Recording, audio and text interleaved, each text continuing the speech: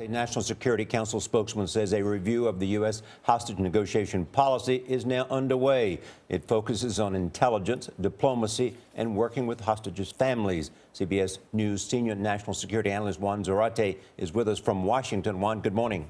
Good morning. Why this review?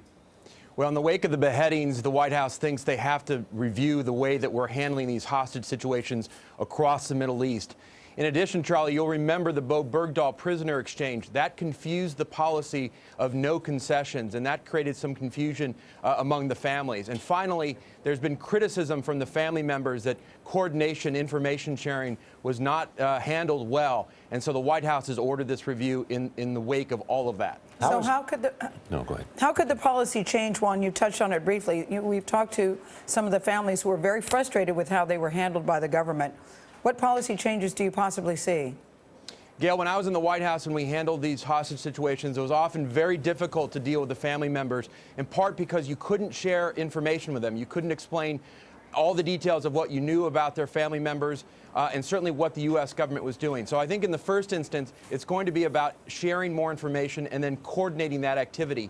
In addition, I think the U.S. government can say, look, we're not going to prosecute family members who try to pay ransoms to the hostage takers, even if it violates criminal law. I think that's something the administration might look at. One, is it clear that when countries that pay ransom, that there is a high incidence of their nationals being taken hostage?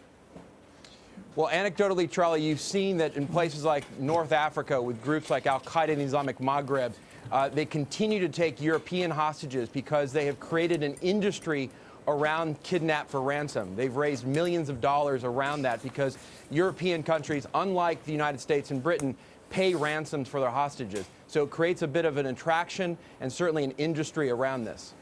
All right, Juan, thank you so much.